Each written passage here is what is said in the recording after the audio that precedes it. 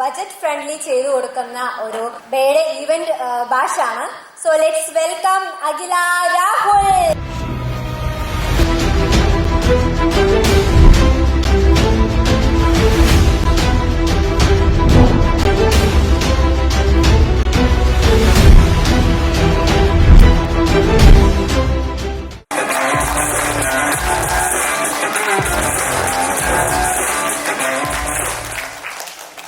എത്ര പേർക്ക് ജീവിതത്തിൽ തോറ്റുപോയി എന്ന അവസ്ഥയിൽ നിന്നും ഞാൻ എങ്ങനെ 5 lakhs മുകളിൽ അച്ചീവ് ചെയ്ത് ഒരു ഹോൾ ഓഫ് ഫെയിം അവാർഡ് വിന്നറായെന്ന് അറിയാൻ ആഗ്രഹമുണ്ട്. Thank you so much. ഞാൻ അഖില രാഹുൽ, ട്രിവാൻഡ്രം ആണ് സ്വദേശം. ഒരു സർട്ടിഫൈഡ് കേക്ക് ആർട്ടിസ്റ്റും ഇവന്റ് പ്ലാനറും ആണ്. ജീവിതത്തിൽ പകച്ചു നിന്ന കുറേ സന്ദർഭങ്ങൾ ഉണ്ടായിട്ടുണ്ട്. അവിടെ നിന്ന് എങ്ങനെ ഒരു സക്സസ്ഫുൾ ഓൺട്രപ്രനർ ആയി എന്നുള്ളതിൻ്റെ ഒരു ട്രാൻസ്ഫോർമേഷണൽ സ്റ്റോറിയാണ് ഇന്ന് ഞാൻ നിങ്ങളുമായിട്ട് ഷെയർ ചെയ്യാൻ ആഗ്രഹിക്കുന്നത്. ഞാനും എൻ്റെ ഹസ്ബൻഡും ഗോവയിലായിരുന്നു വർക്ക് ചെയ്തിരുന്നത്. അവിടെ വർക്ക് സ്ട്രെസ് ആയതുകൊണ്ട് തന്നെ ഞങ്ങൾ അവിടുത്തെ ജോബ് റിസൈൻ ചെയ്തു. പക്ഷെ ഞാൻ അന്ന് തീരുമാനിച്ചൊരു കാര്യമുണ്ട്, ഇനി ഒരിക്കലും ഒരാളുടെ കീഴിൽ ഞാൻ വർക്ക് ചെയ്യത്തില്ല എന്നുള്ളത്. അങ്ങനെ അവിടെ നിന്ന് ഞങ്ങൾക്ക് പല പ്രശ്നങ്ങളും കാരണം ഞങ്ങൾക്ക് നാട്ടിലേക്ക് തിരിച്ചു വരേണ്ടി വന്നു. പിന്നെ ഞങ്ങൾക്ക് കുറേ കാരണങ്ങൾ കൊണ്ട് പോകാൻ കഴിഞ്ഞില്ല. അന്നത്തെ മെയിൻ പ്രശ്നം എന്താണെന്ന് വെച്ചാൽ ഞങ്ങൾക്ക് 2 പേർക്കും ജോലിയില്ല. ഞങ്ങൾക്ക് 2 പൊടി കുഞ്ഞുങ്ങളുണ്ടായിരുന്നു.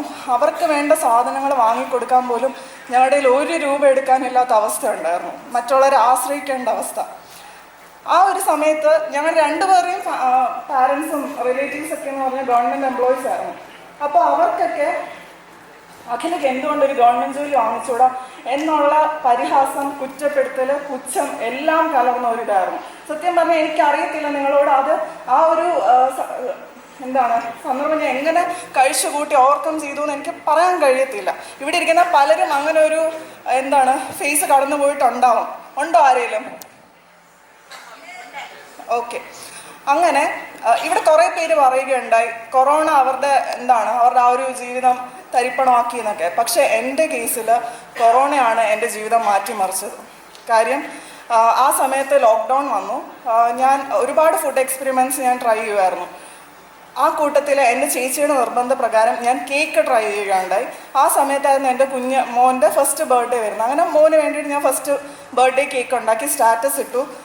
അത് കണ്ട് പുറത്തുനിന്ന് വാങ്ങാനുള്ള പേടി കാരണം ഒരുപാട് പേര് എനിക്ക് ഓർഡേഴ്സ് തരാൻ തുടങ്ങി. ഉടനെ തന്നെ ഫുഡ് രജിസ്ട്രേഷൻ ലൈസൻസ് എടുത്തു. നല്ല രീതിയിൽ ഏർണിങ്സ് വന്നു. ആ സമയത്ത് തന്നെ ഹസ്ബൻഡ് ട്രിവാൻഡ്രത്തും ഗോവയിലുമായിട്ട് ഇവന്റ് ബിസിനസ് സ്റ്റാർട്ട് ചെയ്തു.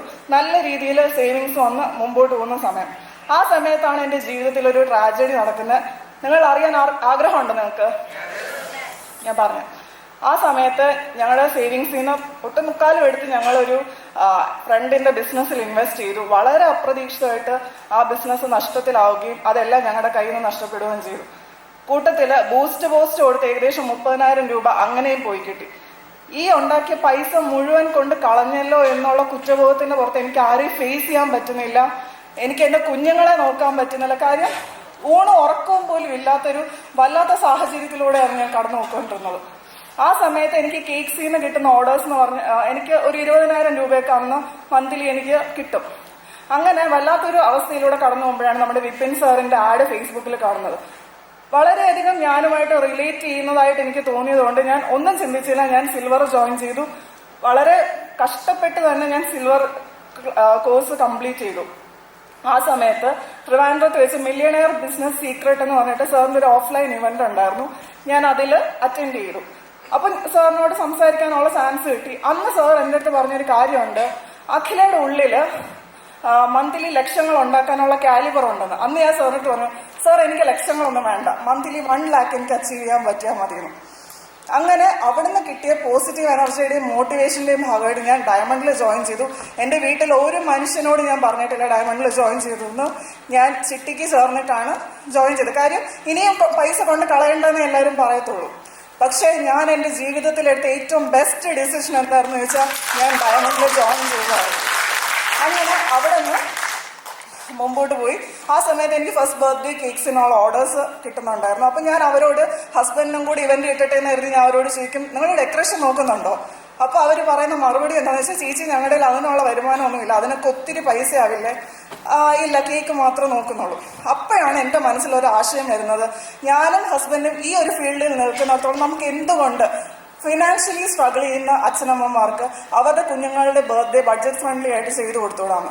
അങ്ങനെ ആശയം മനസ്സിലുണ്ടെങ്കിലും എങ്ങനെ ഇംപ്ലിമെന്റ് ചെയ്യണമെന്ന് അറിയത്തില്ല.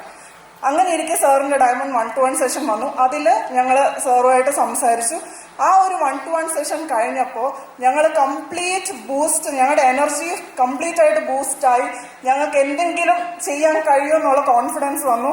അവിടെ നിന്ന് ഫസ്റ്റ് ബർത്ത്ഡേ ബേബി ബാഷ് രൂപപ്പെട്ടു. അങ്ങനെ ഉടനെ തന്നെ ഞങ്ങൾ first birthday baby bash launch ചെയ്തു.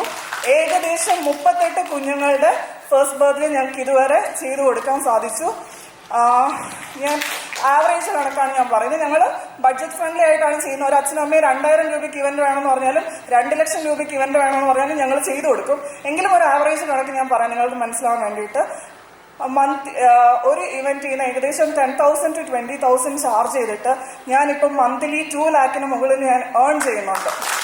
ഇനി അതെ, ഞാൻ 20,000 മുന്നേ ഞാൻ ഏൺ ചെയ്തുകൊണ്ടിരുന്നത്. ഇനി ഒരു കാര്യം കൂടെ ഞാൻ പറയാം. നമ്മുടെ വിപിൻ സാറിന്റെ ഡയമണ്ടിൽ ഒരു ഡയമണ്ട് ലെവൽ ചെക്ക് ഉണ്ട്. എന്നുവെച്ചാൽ നമ്മളിപ്പോൾ ഏത് ലെവലിൽ നിൽക്കുന്നു എന്ന് അറിയാനുള്ള ഒരു ടെസ്റ്റാണ്. അതിൽ ഔട്ട് ഓഫ് 10 ആണ് സ്കോർ വരുന്നത്. എനിക്ക് കിട്ടുന്ന സ്കോർ അറിഞ്ഞാൽ നിങ്ങളിൽ കുറച്ച് പേരെങ്കിലും ഷോക്കാവും. ആർക്കെങ്കിലും പറയാമോ അത്?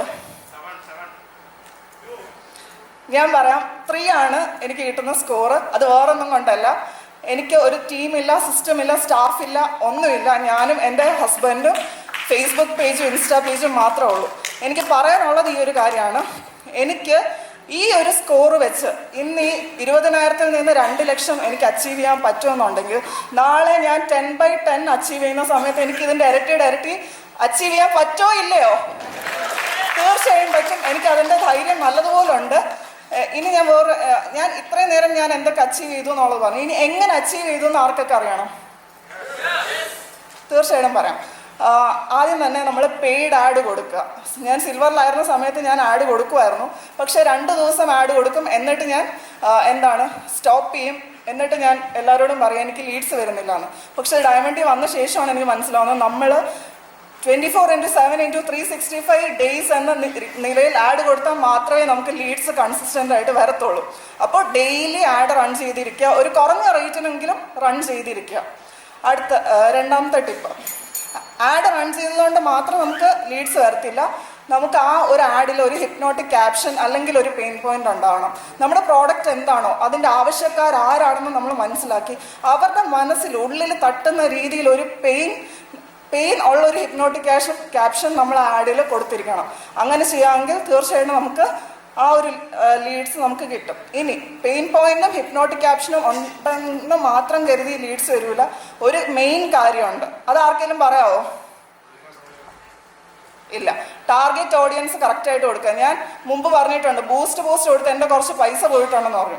അന്ന് എനിക്ക് ടാർഗറ്റ് ചെയ്യാൻ അറിയില്ലായിരുന്നു. റോങ് ഓഡിയൻസിന് കൊടുത്തിട്ടാണ് എൻ്റെ പൈസ അന്ന് കുറേ പോയത്. അപ്പം എൻ്റെ പ്രോഡക്റ്റിൽ parents of babies up to 1 year ആണ് എനിക്ക് കൊടുക്കാൻ പറ്റുന്ന ഓഡിയൻസ്. ഞാൻ വേറെ ഓഡിയൻസിനെ കൊണ്ട് കൊടുത്തിട്ട് കാര്യമില്ല. അപ്പം അങ്ങനെ എനിക്ക് അന്ന് കുറേ സേവ് ചെയ്യാൻ പറ്റി. ഇനി ഈ ഇത്രയും കാര്യങ്ങൾ ചെയ്യുമ്പോൾ ഞങ്ങൾക്ക് ഒരുപാട് തന്നെ ലീഡ്സ് വരും. ആ ലീഡ്സിനെ നമുക്ക് ഒരു കാര്യം കൂടെ അറിയത്തില്ലെങ്കിൽ ആ വന്ന ലീഡ്സ് അതുപോലെ തിരിച്ചു പോകും. അതാണ് ക്ലോസിംഗ് ടെക്നിക്ക്. ആ ക്ലോസിംഗ് ടെക്നിക്ക് നമുക്ക് അറിയാമെന്നുണ്ടെങ്കിൽ ഈ വന്ന ലീഡ്സിനെ മുഴുവൻ നമുക്ക് ക്ലോസ് ചെയ്യാൻ പറ്റും. സാർ എപ്പോഴും പറയുന്ന ഒരു കാര്യമുണ്ട്, അഖിൽ ഒരു സൂപ്പർ ക്ലോസറാണെന്നുള്ളത്. കാര്യം എനിക്കൊരു 10-38 ഒരു 20 ലീഡ്സ് വന്നാൽ അതിലൊരു 18 എണ്ണം എനിക്ക് ക്ലോസ് ചെയ്യാൻ പറ്റും. കാര്യം എൻ്റെ ക്ലോസിംഗ് ടെക്നിക്കായിട്ട് ഞാൻ ഉപയോഗിക്കുന്നത് എൻ്റെ കുഞ്ഞിൻ്റെ സ്റ്റോറി തന്നെയാണ്. ഒരു ടിപ്പും കൂടി ഞാൻ ഔട്ട് ഓഫ് ടോപ്പിക് പറയാം. ഇവിടെ ഇരിക്കുന്ന പല ലേഡീസും പല സമയത്തും ചിലപ്പം പതറിപ്പോകുന്ന അവസ്ഥ വരാം. അല്ലെങ്കിൽ ലേഡീസ് മാത്രമല്ല, ആരാണെങ്കിലും ജീവിതത്തിൽ പതറിപ്പോകുന്ന ഒരു സമയം വരുമ്പോൾ നിങ്ങൾ പ്രതീക്ഷ ഒട്ടും തന്നെ കൈവിടാതെ കോൺഫിഡൻസോട് കൂടി നമ്മുടെ വിപിൻ സാർ പറയുന്ന കാര്യം ഒരു മടിയും കൂടാതെ ഫോളോ ചെയ്യാനുള്ള മനസ്സ് നിങ്ങൾക്കുണ്ടെങ്കിൽ ഇന്ന് ഞാൻ ഈ നിൽക്കുന്ന പ്ലാറ്റ്ഫോമിൽ നാളെ തീർച്ചയായിട്ടും നിങ്ങൾക്ക് വന്ന് നിൽക്കാൻ സാധിക്കും. അതിന് ഞാൻ തന്നെയാണ് ബെസ്റ്റ് എക്സാമ്പിളായിട്ട് പറയുന്നത്. ഇനി ഞാൻ വേറൊരു കാര്യം പറയാം. പണ്ട് എൻ്റെ അടുത്ത് ഗവൺമെൻറ് ജോലി ഇല്ല എന്ന് പറഞ്ഞ് എന്നെ കുറ്റപ്പെടുത്തി പരിഹസിച്ച ആൾക്കാരുണ്ടല്ലോ, അവർ ഇന്ന് എൻ്റെ അടുത്ത് വന്ന് പറയാറുണ്ട് ഞങ്ങളുടെ ജീവിതമൊക്കെ ഭയങ്കര മെക്കാനിക്കലാണ്, ഭയങ്കര മടുത്തുപോയി, ആർക്കോ വേണ്ടി പണിയെടുക്കുന്നു എന്നൊക്കെ. പക്ഷെ അഖിലേക്ക് അങ്ങനത്തെ പ്രശ്നമൊന്നും ഇല്ലല്ലോ എന്ന്.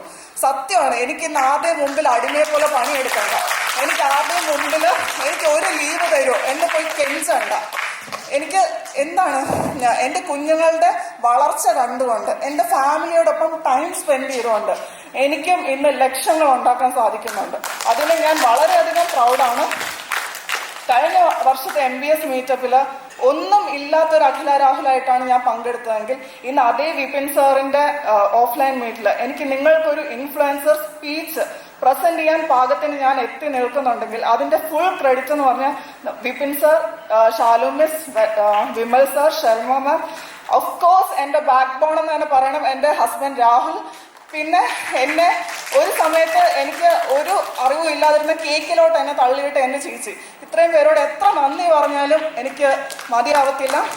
ഇത്രയും നേരത്തെ എൻ്റെ സ്പീച്ച് കേട്ടത് വെച്ച് നിങ്ങളിൽ ഒരാളുടെയെങ്കിലും ജീവിതത്തിൽ എനിക്കൊരു മാറ്റം ഉണ്ടാക്കാൻ കഴിഞ്ഞാൽ അത് തന്നെയായിരിക്കും എൻ്റെ ജീവിതത്തിലെ ഏറ്റവും വലിയ സക്സസ് ഞാൻ കരുതുന്നു. ഇത്രയും നേരം എന്നെ കേൾക്കാൻ ക്ഷമ കാണിച്ച് നിങ്ങൾക്ക് ഓരോരുത്തർക്കും എൻ്റെ ഹൃദയം നിറഞ്ഞ നന്ദി. എല്ലാവർക്കും വിജയാശംസകൾ നേരുന്നു. Thank you so much and love you all.